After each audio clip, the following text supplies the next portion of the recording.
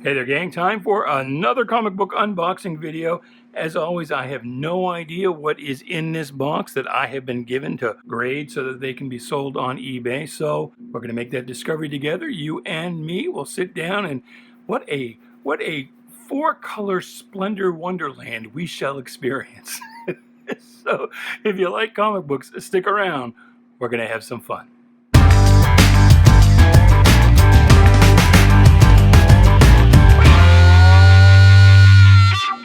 Hey there, Bubby. Welcome to Shanghai. My name is Duke, and this is your daily unboxing video. So yeah, what a good way to start your workday, right? You know, upload one of these every day at 9 a.m. You're just getting to work, and it's like, you know, you got to tell the boss, hey man, I need to get in the right frame of mind here before I start. My morale will be much improved if I take about 20-30 minutes and watch this comic book video and live some of that four-color splendor, that wholesome comic book goodness, and that will set me up to really be more productive during my workday. Or, you know, if you're the boss, then screw it, do what you want. So anyway, thanks for tuning in. Please do like, share, subscribe, comment, do all the groovy things. Once I get to 500 subscribers, if you have commented, and if you are a subscriber, you're in the running for one of 2 Bronze Age mystery boxes, a box of 10, maybe even 11 Bronze Age comic books. So that will be fun. Also fun is just looking at these books. These are being graded so that they can be sold on eBay. The seller name is .com Comics. They'll usually show up there about a week or so after I post this video, give or take. But, you know, you're under no obligation. It's not really a sales pitch. I'm just inviting you to take a look as I pull books out of the box and see what it is that I will be working on grading today. And we get a really nice chance to just revel in and talk about some cool old comic books. In this particular box, as you can see there, they're all in bags and boards, so I have extra special no idea what is in this box. A lot of times, you know, just by judging by the tops of the books, I can get a good idea of rather they're Golden Age, Silver Age, Bronze Age, Chrome Age, Copper Age, Diamond Age, Digital Age. But these, I have no idea. So let us go ahead, pull the box out, slide them in between Flash and Green Lantern there. I knocked over Green Lantern. All right, we'll try it again. A little unsteady. These are my newest Mego action figures. I do love me some Mego. Make mine Mego. And it looks like we're going to start off, at least in the Bronze Age, Invaders. I loved this book when I was a kid. And, you know, a lot of people didn't like the Frank Robbins artwork. They thought it was a little too quirky. I liked it, in part because it really gave a sense of another time and place. It made it feel like it was set in World War II. This is actually the last issue, number 41. It went to number 40, then skipped several months, and then came back with this kind of double-sized wrap-up issue, number 41. Marvel Team-Up, Spider-Man and Thor. Spider-Man and Havoc. And I liked Marvel Team-Up and Marvel 2-in-1 back in the day. It was a great way, often it was my, I was going to say it was a great introduction to a lot of the characters, but also in a lot of cases it was my first introduction to a lot of the Marvel characters. I think Man-Thing, for instance, I think, you know, his first series was already canceled by the time I came along, and I think I might even this one right here might have been my introduction to Man-Thing. Can't remember 100%, but there were a lot of characters that I met first in Marvel Team-Up and in Marvel 2-in-1. And you know, one of the great things about this series, here's Spidey and Human Torch. That was a frequent team-up. And actually, Marvel Team-Up started out, it wasn't always just Spider-Man team-ups. Some early issues where Human Torch teamed up with somebody else. Marvel has tried repeatedly to break the Human Torch off. I mean, as early as Fantastic Four number 6 or 7, they broke off the Human Torch to appear in Strange Tales, and you know, in a solo series, thinking he was going to be the big star out of the Fantastic Four. and realized later that it was actually the Thing that had caught on with readers. But I guess because, Johnny Storm was a teenager, presumably like most of the readers, and because the Human Torch had been a popular character during the Golden Age, that's what they thought. And Marvel Team Up, a lot of the early issues were Human Torch issues. But anyway, as I was saying earlier, you thought you thought that I had tangented away from. I don't know if tangented is the proper past tense of tangent, but a lot of these issues, most of them, in fact, were done in one. And even when they were two-parters, they were like this, where Spider-Man teamed up Yellow Jacket and the Wasp, and I think it's the issue before this or after this, it was a team up with Yellow Jacket. And so every issue was kind of, even when a plot continued or a subplot continued, every issue of Marvel Team Up and Marvel 2-in-1 pretty much was a self-contained issue. Even the famous Project Pegasus arc from Marvel 2-in-1. This is Marvel Superheroes. This was, at this point anyway, a reprint title. Marvel Premiere Weird World. That's not something that really was ever much of a thing, but pretty much all books from this era are starting to be sellable as singles. I mean, like the Torpedo. Not really a lot of people care about the Torpedo. And these gauntlets on his gloves and on his legs are unwieldy as hell. I don't know how he was supposed to fight crime with those things. But I don't know. Here's another Torpedo, number 40. And Tigra, the Feline Fury. Let's break out the next stack, see if it's more the same. Looks to be. More Bronze Age Marvel goodness. I'll try and be a little more careful this time, not to knock poor old John on his ass. The Mark of Cain, I believe that's Solomon Kane. More Kane. Wood God, not really a thing. Liberty Legion. So while you had the Invaders, which was the big heroes of Marvel's Golden Age, well, not really the Golden Age of Marvel, but the Golden Age of the company that became Marvel, then known as Timely. And so these are all kind of the B-list characters. The Wizard, Miss America, the Patriot, Red Raven. And then there were still some C-list characters who came along, and then even later still, Marvel did a series with like their D-list characters like Rockman. I think that was called the Marvel's Project, or no, what was the name of that title? I forget. But anyway, there's some more Liberty Legion. Doc Savage, and now we're into Marvel 2-in-1. Thor. More Thor. Oops. Submariner. Which is, kind of funny because Submariner had his own title right around this era. Would have had his own logo, but this is kind of a not particularly good, just kind of, it looks like it was kind of lettered quickly in the back of some kid's notebook. Kind of same thing here with Master of Kung Fu. Skull the Slayer, short-lived character, had a 6 or 7 issue run. Doctor Strange. More Doctor Strange. Wow, the most deadly mystic combat of all. Gollum.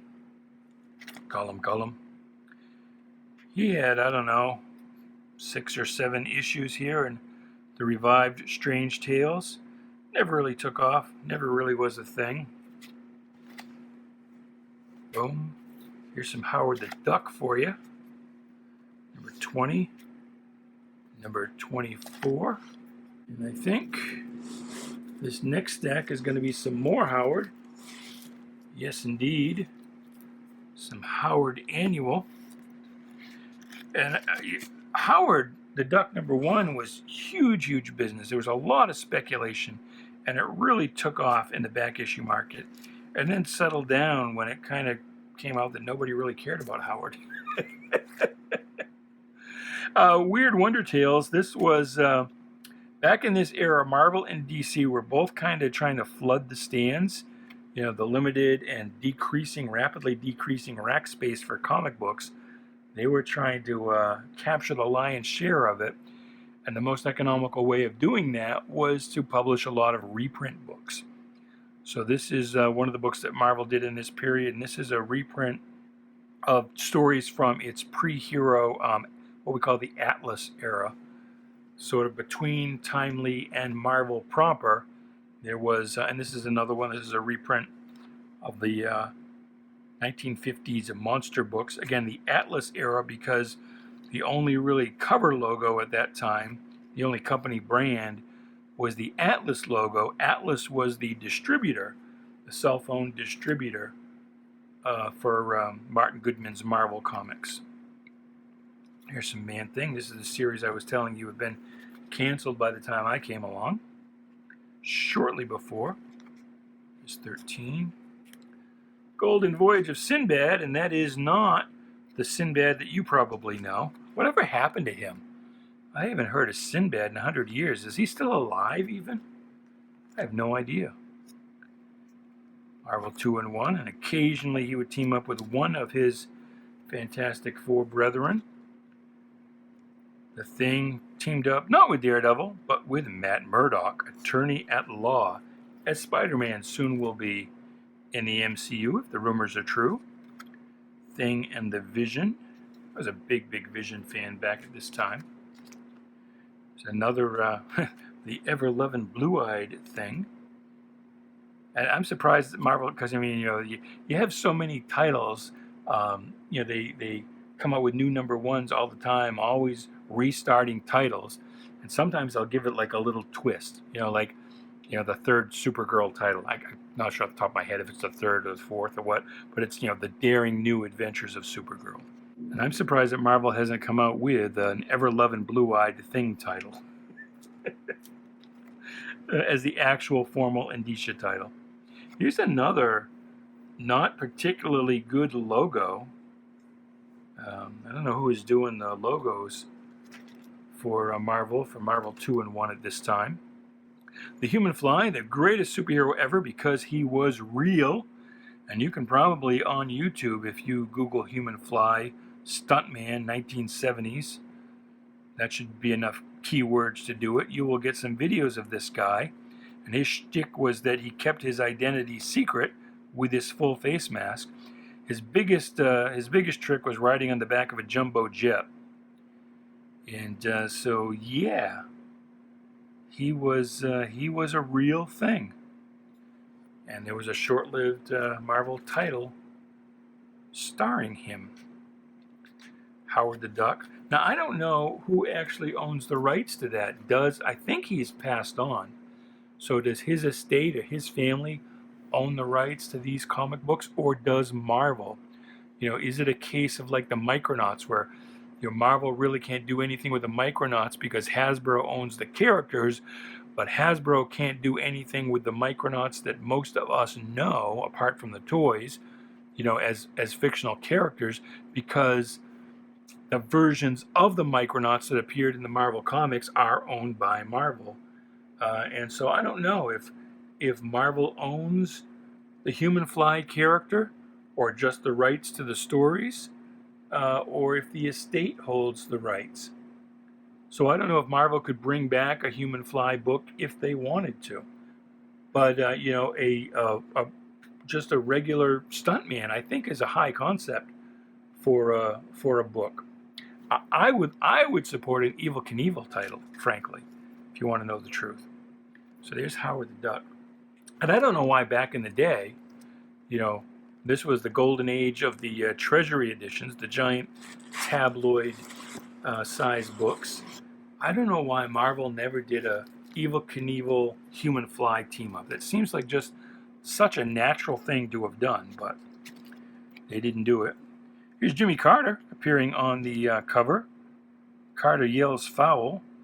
I think it was a killer rabbit, actually, that he claimed to have seen.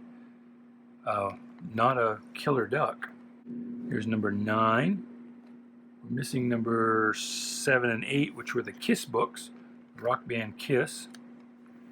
Those might have gone off to CGC, quite possibly. Number 15. Number 16. 18. Howard the Duck. 19. I have to confess, I have pretty near the whole Howard the Duck run, but I don't think I've ever actually read them. You know, I mostly got them here and there, buying large, lots of books, and managed to piece together most of the run. And then when I was down to the last 3 or 4 issues, I went looking for those specifically. And this was back when they weren't that expensive. And of course, I was just buying to own them. So, mid-grade, 7, 7.5. I wasn't going for high investment grade. But I don't know if I've ever read it. I should do that for this channel. Would you support that if I did a review, a full run review of the Howard the Duck title? That's something you would watch, or would you be like, nah, not for me? Let me know. Let me know in the comments below. Okay, here's where we were with Kazaar, Lord of the Hidden Jungle. And this one's a little tricky, because this is actually issue number 9 of Astonishing Tales featuring Kazaar. And I think he was in Astonishing Tales first, and then they gave him his own title, and it used this same exact logo. So you will see these sometimes, I don't want to say misrepresented, represented. I added a syllable. Well, if you need an extra syllable later, there's a spare one for you to pull out of your pocket. But sometimes you'll see this listed as Kazaar number 9, and it's actually Astonishing Tales number 9, and so on. Here's another one in actually a little better condition. Marvel Tales, a recent box. We were looking at Marvel Collector's Item Classics, and Marvel Tales, which was a horror mystery title during the 50s, was revived in the 60s as a reprint title, and most of you probably know it as a Spider-Man reprint title, just reprinted Spider-Man issues, but at this point it was a giant square-bound book, and it reprinted a bunch of stuff in each issue. This one looks like it's been defaced. It looks like some little kid took a red marker and filled in the logo, I guess trying to blend it into the background, thinking they would be clever. Maybe their older brother, whose book this actually belonged to, would be like, oh no, the title fell off my book. It blends in, I can't see it. Ah. And also concurrent, roughly, with Marvel Tales and Marvel Collector's Item Classics was Fantasy Masterpieces, and that was a reprint title. This one specialized in reprinting Golden Age stories, Golden Age, and also the pre-hero 1950s Atom Age or Uranium Age books. This one's cool. It reprints the first Submariner Human Torch battle from, what was it, Marvel Mystery Comics? That might have been number 8 as well. Forget the exact issue number. Well, that same little bastard, not content to try and camouflage the title, here he's taken just a ballpoint pen, filled in Masterpieces completely, filled in the Fantas with different designs, and it looks like by the time he got to Y, either he lost interest or his big brother caught him. And I'm going to go with caught him, because there is one little mark right here at the top of the Y. Like he was in mid-stroke when he got grabbed by the scruff of the neck. All right, Fantastic Four 177. And this is not too long before I came on the scene as a kid. 180th, I think, is a little after. I think 179 was my first issue. It had the Impossible Man on the cover. Here's 184. This one's kind of mangled. You can see that right here. Once I get it out of the bag to the grading, I might actually pull that and put it in a lot. put it in a multi-book lot. I don't think that'll bring 10 bucks in the condition it's in as a single. Madame Mask, always liked the Madame Mask. Iron Man 108. Looks like we're gonna get a nice little Iron Man run here. Let's see what we've got. Rah. 111. Ironman Annual, featuring the champions. And I guess that was it for Iron Man. Oh well. Now we're on the Marvel Spotlight, featuring the Warriors 3, Vandral, Hogan, and Volstagg. Hogan! Sorry. Had a Colonel Klink flashback. Marvel's short-lived Doc Savage title. The Defenders, this is sort of my era of the Defenders with Nighthawk and Valkyrie and Hellcat. And usually, but not always, Hulk. Was it this box or an earlier box? I think it was this box in the last video. We saw a Skull team up in Marvel 2-in-1, and I mentioned he had a short-lived solo title, which is what that team up was trying to promote, and here it is. So he was kind of a futuristic, sci-fi, post-apocalyptic, barbarian kind of thing. Here's another of that Marvel Doc Savage take. Number 8. KULL, the Conqueror. Now, I don't know why these are in here as singles, because KULL has not, in the past, historically, sold well for us at all. Conan, except for the very early issues, like below issue 30, has been a tough sell, and KULL even tougher, except for the first issue, of course. So, I mean, since these were put in this box, I have the authority to call an audible and reject something as a single. But since somebody, presumably the boss, took the time to put these in here, I'll grade them up and we'll see how they do. But if it were me, I would have done KULL in multi-book lots of like 5 or 6 issues, because I don't think these are going to bring 10 bucks a book. Now, I could be surprised. The market's been doing some strange and unusual things of late, and I have no idea why, but about partway through this run, the title changed from KULL the Conqueror to KULL the Destroyer. And I don't know if it's because I believe KULL was also a Robert E. Howard creation, and maybe Marvel messed up and didn't have the rights to KULL the Conqueror, at least the title. Maybe there was a trademark dispute, so they had to change it to KULL the Destroyer. KULL the Conqueror has a more alliterative ring to it. This one's just KULL, and it is from the creator of Conan. It says so right there. But yeah, again, I don't know why the change. If you know, clue me in the comments down below. John Carter, Warlord of Mars. There's another thing that's been tried again and again and again, and it's just never really taken off in comics. Although this series ran a good 30 some odd issues, which was fairly respectable in those days. A lot of Gil Kane art in this series, but Conan has always been a tough sell. Have you seen the John Carter movie? Man, that one suffered just from poor marketing. But yeah, it was okay. It was all right. Should have been better. Should have done better. Marvel Double Feature. This was a reprint title that reprinted old Tales of Suspense issues with Captain America and Iron Man.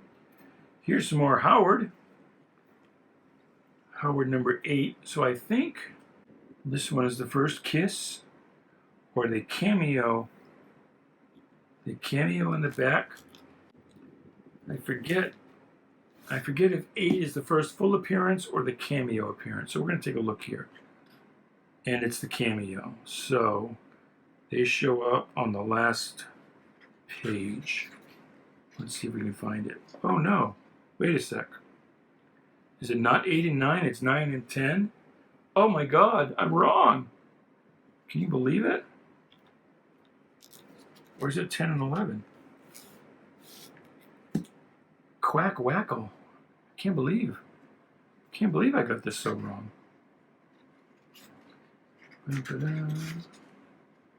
Where the hell? Okay, well now.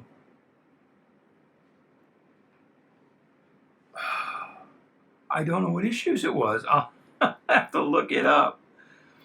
They cameoed at the last panel of one issue and then had their first full appearance in the next issue. I thought it was 8 and 9. But I just looked at 8 and 9 and they're not in either one. I'm so confused. I'm literally confused. Maybe I'm just having a Mandela moment.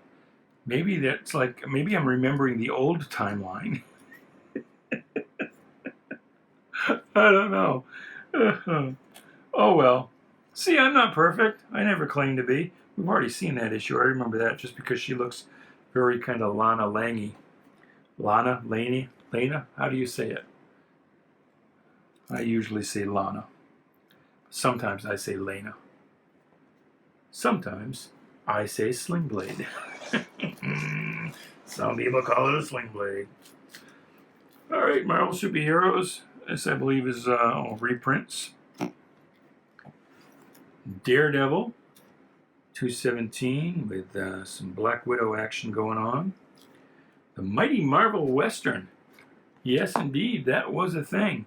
This was all reprints, I believe. Reprinting earlier Kid Colt and Two Gun Kid stories. Outlaw Kid, I think, was also a reprint. And again, Marvel was trying to flood DC off the stands at this time, pumping out a lot of reprint titles. I love this. This is just smacks of desperation in the style of a Western Spider-Man. So Spider-Man's not actually in this book, and it's actually not anything like Spider-Man. But maybe you'll see this and buy it because we said it's in the style of a Western Spider-Man. Like if we were going to do a Western Spider-Man and not have any character remotely resembling Spider-Man, that's how we do it. Some more John Carter. Captain America and the Falcon. That's how I remember the title from when I was a kid. The Falcon was equal billing, co-star. And I kind of actually stopped buying it. When it stopped featuring the Falcon, I was like, yeah, well, it's not for me. Some Cosmic Cube goodness. Here's some more Falcon. Some Jack Kirby. And there's another one, 193, classic Kirby cover. Conan, we were just talking about Conan. How serendipitous that indeed there he is now, number 70, and not super high grade. I don't know. I'll grade it up. I'll put it through, but I don't think that's going to bring $10. You tell me. Would you pay $10 for Conan the Barbarian number 71? That's a great cover. You can see from this why Conan was popular with a lot of young boys, 11, 12, 13, 14, who maybe didn't read a lot of comic books, weren't into the superhero wish fulfillment fantasy thing. But they could get into Conan. Conan was some cool ass murder and mayhem bullshit. With hot chicks. So murder, mayhem, hot chicks, you can't go wrong. That's a formula you just can't beat. All right, this last little stack is the last of this box. So let's see what we have here. There's Conan 74. And this, by the way, if you know the Legion of Superheroes, that's Night Girl. That's exactly her Bronze Age costume. So there you go. More Conan, featuring the giant two-headed hippopotamus. Defenders.